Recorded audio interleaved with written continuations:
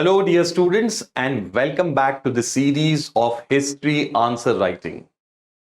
In this series, we are trying to build up your skills for writing answers to questions of history in the main stage of the exam.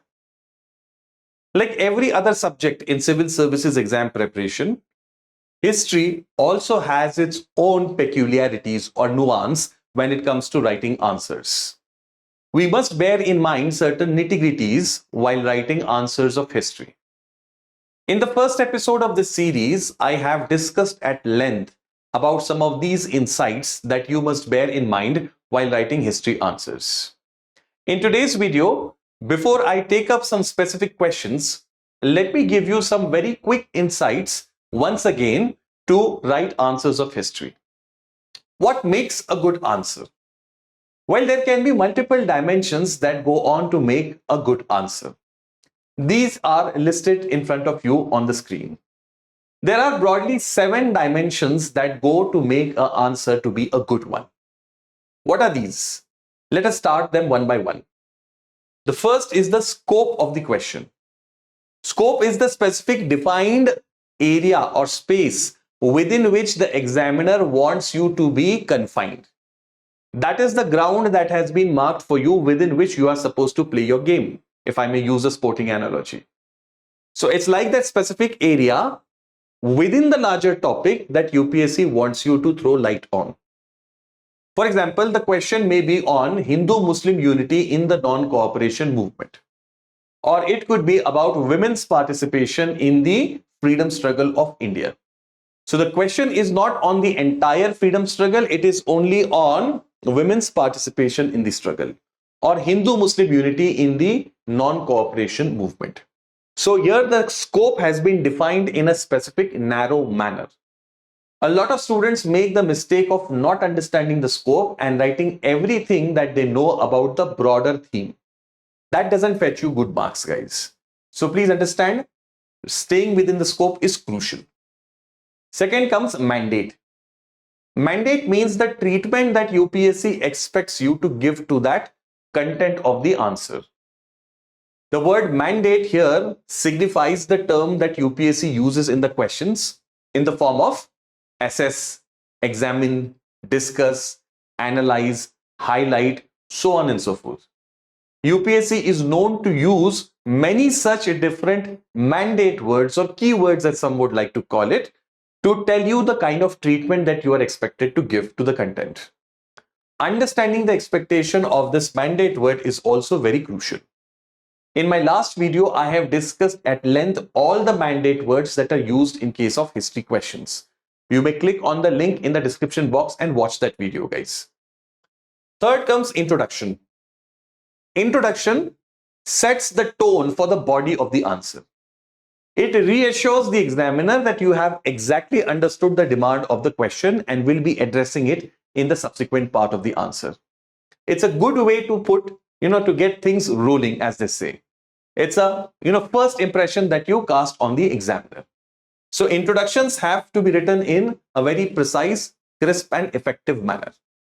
In a question of 15 marks or 10 marks, you barely have a sentence or two to introduce your answer, and that requires some skill to be developed. So introduction is another key dimension of the answers. Next is, of course, the king, that is content. Content is the king, as they say, guys. In the main stage, the richness, the depth of your content is what is going to be fetching marks for you. The content of your answers has to be, structured, flowing, perspectives laden and evidence packed. You have to present your content in a logical manner. The way in which you present your points, there has to be some thread that links the point to each other. These points must be based on broader perspectives. These should be ways at which one can look at the specific demand of the question. And they must also be backed with evidence. In case of history answers, evidence can come in multiple forms. It can be in the form of quotes, it can be in the form of data, it can be in the form of examples, it can be in the form of specific case studies, so on and so forth. But your content has to come with some sort of evidence or data. So this is about content. Then comes value addition.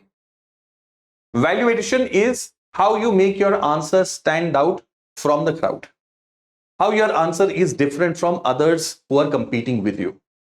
At the value addition stage in history means answer writing, you can bring in maps, you can bring in diagrams, you can bring in, quotes of contemporary personalities, or you can also bring in opinions of experts, historians on that particular subject matter. This can bring in a difference in your answer. That is about value addition. Then is presentation. How visibly or aesthetically pleasing your answer is. If your answer has headings and subheadings, if the keywords are underlined in the answer, if there is sufficient spacing within lines and within words, if overall, there is no scratching and overwriting on the paper, all of this cumulatively creates a very positive vibe about your answer. If everything else is in place and the presentation is also good, then in that case, definitely it will fetch you some marks more over the competition. But of course, for that, the other aspects have to be there in place. Then lastly comes the concluding part of your answer, the conclusion. In a sentence or two, again over here, you are supposed to hammer back your point, the stand that you have taken in the question. Here in the conclusion, you tell the examiner that you are able to see the larger picture also. You're not just a person who is into the nitty-gritties, but can also see the big picture as such. Conclusion tells the examiner whether you have that broad vision or no. There are many different ways in which answers of history can be concluded. You can conclude an answer of history by connecting it to subsequent developments of history. How did revolt of 1857, for example, inspire subsequent generations to struggle for the national freedom? While writing an answer on revolt of 1857, you can conclude about how it inspired the subsequent movements. That can be one way of doing it. Another way of doing it is that you can emphasize on certain values and ideas that are relevant from that particular event of history. How those values and ideas are connected with our contemporary times. How they are finding some expression in our constitution. How they are an essential feature of our civilizational history, so on and so forth. In this manner also, you can conclude your answers connecting them with certain values and ideas. You can also connect that particular event to, current affairs. If there is anything that is relevant from that particular event to our contemporary times, then that can also be highlighted. So there are such multiple ways in which answers of history can be concluded. These are the 7 key points regarding answer writing in history. Okay. Here are some of the mandate words that UPSC uses for history. In fact, this is an exhaustive list of the different mandates that have been used in mains from 2013 onwards for history questions. Yes, with other subjects, there are some extra other mandates also, but with history, primarily it has been about these mandate words only. In my previous video, as I said, I have discussed each one of these in great detail. So I would urge you to click on the link in the description box and watch the earlier episode as well. Okay. Now let us start with a specific question and try to see how we can deal with this question. The question is, the Swadeshi movement, despite its failure, furthered the cause of national movement. Full stop. SS. So here, immediately we have to note that the mandate word which has been used is SS. So we have to assess the statement that has been given to us. Now, how do we treat SS based questions? As I have discussed in the earlier video of this series, in case of SS based questions, we start from a neutral point and then try to judge whether the given statement is appropriate or no. In most cases, okay, this is just a rule of thumb, not a scientific rule per se. In most cases, the statement is going to be true, it is going to be right. Getting this point? In case of history, it is very unlikely that a statement that is completely false will be given to you to assess. But the treatment that we will give it will be in such a manner that we are starting out from a neutral point and then building up our assessment and coming to the conclusion about the veracity of this particular statement. This is how we go about doing things when it comes to SS-based questions. All right, guys? Fine. Now, I'm going to tell you how to introduce that question's answer, what will be the content in the body and conclusion also. But before I do that, there is a very, very important announcement for you guys. We are starting with our prelims to interview P2I batch for the month of September very shortly, starting 11th of this particular month. This is going to be a morning batch, guys, an excellent opportunity for anybody who is targeting Civil Services Examination 2024. This batch, P2I batch, is designed in such a manner that any student who is taking his initial foray or initial steps in the journey for Civil Services exam preparation will find the right sort of conducive environment hand-holding to transform his dreams into success. This batch is designed in such a manner that in the early phase, in the initial phase, the mains related preparation of your journey will be consolidated through live classroom teaching, daily tests, mentoring, weekly tests, and many other features. This batch will ensure that you make the most of the time that is available for mains-based preparation in the first leg of its journey. Subsequently, from January onwards, we will switch the gear and enter into prelims preparation. In this stage, we will be solving multiple choice questions on a daily basis. We'll have a MCQ based test series on weekends, and over the course of next 5 odd months, ensure that you are sufficiently well prepared to take prelims 2024 with full confidence, with full gusto. After the prelims stage, those students who qualify for the mains, for them, there will be a special mains residential program in Delhi. Yes, all expenses paid program for you in Delhi, so that with peers, you can hone your preparation to the level that is required for cracking the main stage of this exam. After the mains, those candidates qualifying for interview will have special sessions for interview preparation as well. All in all, this is a complete package for anybody who wants to be a civil servant in the 2024 attempt. In case you haven't already decided, let me tell you that this is your opportunity to take this call, enroll for this batch, and you can use my code JDLive for the same to get a special discount on the fees of this batch. Instead of paying rupees 70,000, you will be paying only 29,999 and securing admission to this golden opportunity as such. Okay. Now let us start with the question that we were discussing. The question was, the Swadeshi movement, despite its failure, furthered the cause of national movement SS. So how can we introduce the answer? I've told you guys earlier also that when we introduce answers of history, in a statement, in one sentence or max 2 sentences, depending on the marks that the question carries, we have to tell the basic information of that particular event of history and connect it with the demand of the question. So very briefly, we can say that the Swadeshi movement, launched in 1905, was basically a protest against Lord Curzon's decision of partitioning Bengal. This movement had several unique features as it relied on self-help, Swadeshi, national education, and focused on Indian languages. Despite not achieving its objectives, it led to, or it gave a big leap in the freedom struggle. So in max 2 sentences, we can introduce the answer of this particular question. After that, we can get into the body of the question. Now, in the body, we will provide the specific content relevant to the demand of the question. Now, here the content has 2 important dimensions. One is the failure. The question says that despite its failure.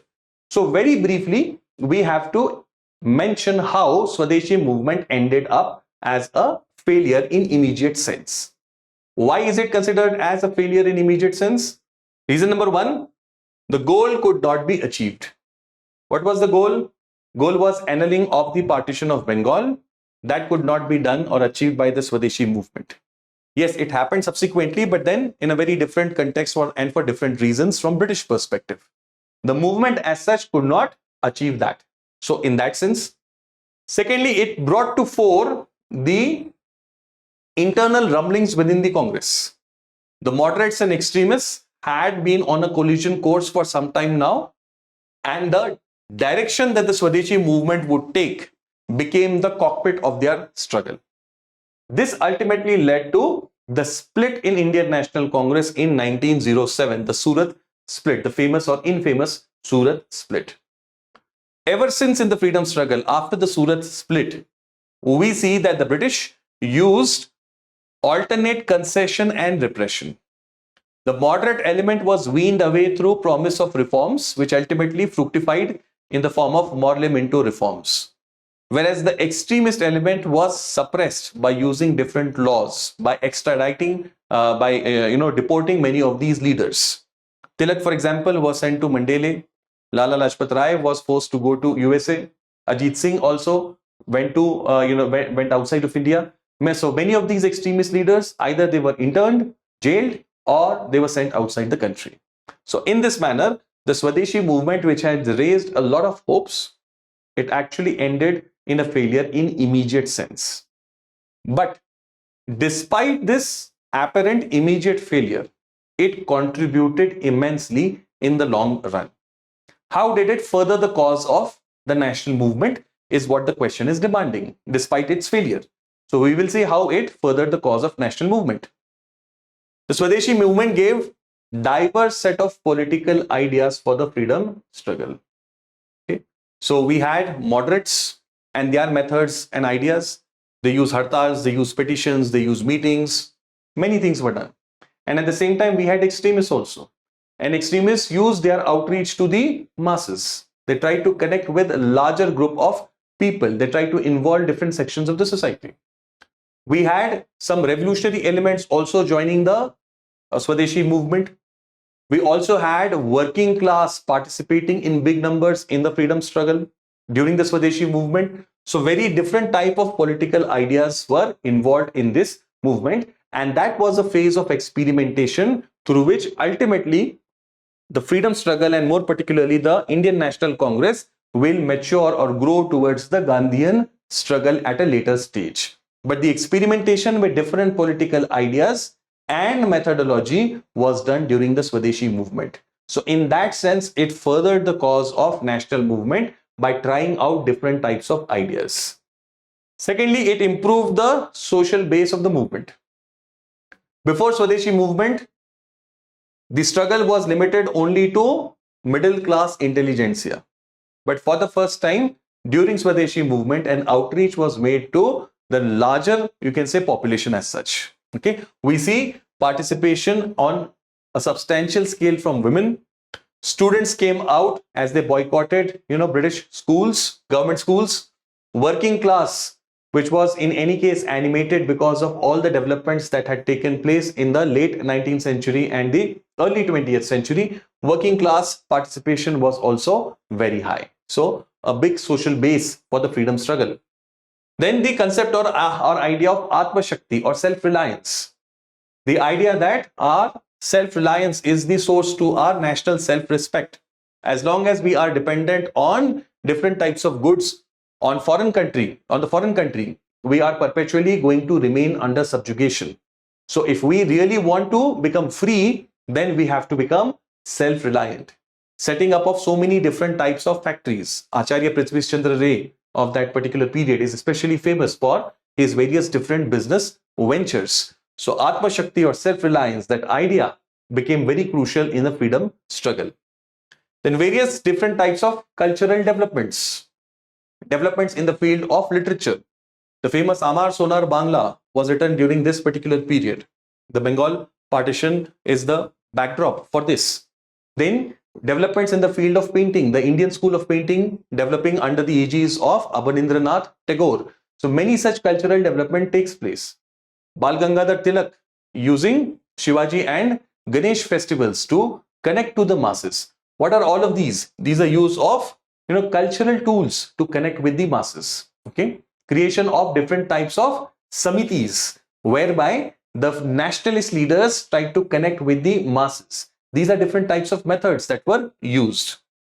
Traditional arts and festivals. Okay, various different types of exhibitions were held performances were held, puppet shows were held, festivals were extensively used. Rakhi was tied, Raksha Bandhan was celebrated in the form of tying that knot between Hindus and Muslims. So this is innovative use of traditional arts, crafts and festivals. Now in all of these senses, Swadeshi movement stands out in sharp relief as compared to earlier phase of our freedom struggle. Naturally, this prepared the base for subsequent developments of freedom struggle, especially during the Gandhian phase. So in this manner, guys, we can give content of the body of this question. How can we conclude this answer? In the conclusion, we can talk about how Swadeshi movement helped politicize hitherto untouched sections of the society. Yes, not on a very grand scale, but definitely the movement was able to penetrate different parts of the country. It was able to at least touch upon some of the more economically deprived parts or sections of the society also. There was a cultural resurgence during this particular movement because of use of culture and society related tools. We have already seen that. All of this led to fostering of national consciousness. These are the kind of terms that we need to hit. Okay, these are the keywords or ideas that we need to hit, especially in our intro and conclusion. All the developments of Swadeshi movement helped foster a better or more deeper understanding of national consciousness. This national consciousness was crucial in building up the freedom struggle in subsequent phases, especially during the Gandhian stage. So we can conclude with this particular remark in this way, guys. This is how we can tackle the question. I hope you got this idea. Okay. Now let us take one more question and try to see how we can answer it. This time the question is not from modern India, it's from world history. Bring out the importance of French Revolution in modern world history. A relatively direct question as such, but yes, UPSC is known to ask a lot of direct questions when it comes to world history or modern India also very often. So what are the points that we can write when it comes to importance of French Revolution in modern world history? Let us see that. In the introduction, what are we going to write? So what is the technique of writing introduction? We have discussed it earlier also. We try to answer the basic facts of that particular event of history and connect it with the demand of the question. Let us see what we can say about the French Revolution. The French Revolution is a period of socio-political upheaval in France from 1789 to 1799. You can just mention this in the bracket, 1789 to 99. Okay. When you write period or years, it does add some sharpness to your answers. So to the extent possible, you can try to incorporate these facts also. This socio-political upheaval transformed the ancient regime or old polity of France from absolutism. This was the type of polity that existed in France, absolutism. What do we mean by absolutism? The concept means that all the power is concentrated in the hands of the ruler as such. Okay? That kind of a polity is called as absolute monarchy, or in short terms, absolutism also. Okay? So from absolutism, France transformed into a republic, although briefly. Okay? Later on, again, Napoleon will come back and declare himself as the emperor, but then the revolution did kill Louis XVI and establish a republic, although for a brief period only. So establishment of a republic. This revolution, so in one sentence, we try to give the basic info about the event focused in the question, and then we tell or connect that event with the demand of the question. In this process, that is this transformation of France, in this transformative process, the French Revolution gave several values and ideals. What did it give? It gave values and ideals which today form the bedrock or foundation of this edifice called as modern world. Okay, these type of words also, guys, you must try and collect and try to incorporate them in your questions, in your answers, especially in intro and conclusion. Okay, bedrock of this edifice of modern world. Okay, so the foundation of that is the values and ideals that the French Revolution has given. Now, let us see what type of values, ideas, ideals, institutions, etc. French Revolution gave. Okay. First in that is idea of nationalism and nation state. Nationalism and nation state. Okay. The idea of nationalism on continental Europe, continental, I'm not talking about Britain because they're already, they were advanced in that conception. The continental Europe first got a taste of nationalism through the French Revolution. The French people, the French speaking people had basically come together to create a state for themselves, and that state is subsequently going to take on other nations of Europe. This gave a big boost, or gave a big fillip to the idea of nationalism in Europe. Subsequently, we will see that animated by this idea of nationalism, many different nations will rise up against their rulers to get independent nation states for themselves. Okay. Netherlands will be created, Belgium, Greece will get independence, Poland will be created much later, Czechoslovakia will be born subsequently, Germany and Italy, most famous cases, the birth of Germany and Italy, two such powerful and significant European nation states. All of these were born. Why? Because of the ideas given by the French Revolution. Ultimately, that played the very key role in their birth. So, this idea. Then republic in place of monarchies. All over Europe, there were monarchies. Okay. Slowly, steadily, we will see that in later phases, the idea of republic will be glorified because the French, they tried to establish a republic for themselves.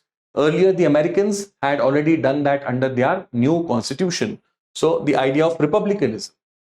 Then, popular democracy. Throughout 19th century, we are going to see that struggle will be waged in different parts of Europe for, having democracy. Not just in Britain, but also in other parts of Europe, people will demand more and more powers.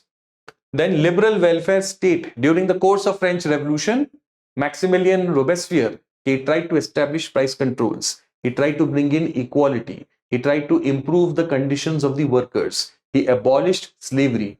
What were all of these marks of? These were marks of a liberal welfare state. Ultimately, the modern world is based on this ideal of liberal welfare state. Its seed comes from the French Revolution. Okay. Then the idea of constitutionalism, that the state has to be ruled or governed based on a written document. That written document has to be crafted and drafted by the people themselves. And subsequently, the government has to run within the framework given by this constitution. So the idea of constitutionalism on continental Europe and then subsequently in the modern world was, consecrated by the French Revolution. Then ideals such as liberty. Every person has the right to enjoy his life to the fullest, as long as he does not affect other people's rights, of course. But then every individual is sacred. He must be able to live the life he wants to. Okay, that idea of liberty comes from French Revolution. Idea of equality. Everybody is equal before the law. Nobody is above the law. We should have rule of law rather than rule of men. Equality comes, the idea comes from French Revolution. And fraternity. Fraternity, that sense of brotherhood, that we are all one. We are all together in this. Okay, nobody is above or below others. That sense of brotherhood, fraternity, also comes from French Revolution. Then rights of man, and the famous declaration, rights of man and citizen. The charter was declared before the constitution was created in revolutionary France. This charter then became the preamble of the constitutions that were prepared during French Revolution. Okay, this in many ways has inspired states across the modern world to issue a charter of rights to their citizens. We in our constitution also have fundamental rights. Yes, we do read that they are inspired by American Bill of Rights, but the French also in their own way have contributed towards creating this consensus that the state in its constitution itself, the most fundamental law itself, must guarantee certain rights for its citizens. That also comes from French Revolution. Then the idea that the state and religion must be separate.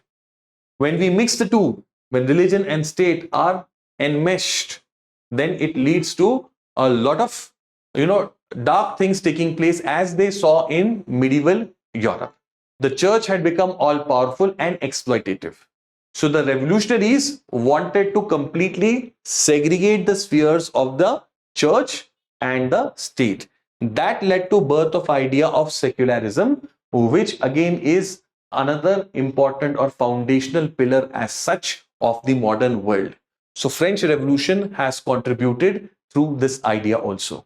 These and many other points can be cited, but then since the demand of the question is for 10 marks, these many points are more than sufficient for us to emphasize on this fact that yes, the French Revolution has indeed helped us to shape the history of the modern world. Now, how do we conclude this answer? Revolution and birth of nation states and institutions across Europe. In the concluding segment, we can write that French Revolution inspired several other revolutions. There were revolutions in 1830, 1848, then birth of Germany and Italy in 1870, then birth of many other nation states. All of these things are happening because of what? Because of what the French people had done. Metternich, the minister of Austria, had famously said, when France sneezes, Europe catches cold. When France sneezes, Europe catches cold. So what was happening in France was seeing its echoes across Europe. This revolution gave some very important values and ideals that undergird our modern world today. The world as we understand today is based on some values and ideals, and those values and ideals are in many ways connected back to this revolution, that is the French Revolution. In this manner, guys, we can try to conclude this answer. So I hope, guys, through these examples, you have been able to understand how we can write answers of history. In subsequent episodes of this series, we will take up more questions from different areas of history, ancient, medieval, art, culture, modern India, world history also, so that through this discussion, you can sharpen your skills of writing answers in history. If you watched this episode thus far, I'm sure you have found a lot of value in it. Then do smash the like button and leave a comment there in the comment box so that we can reach out to more students who are keen about improving their civil services preparation, especially answer writing. Thank you very much. I'll see you in my next episode.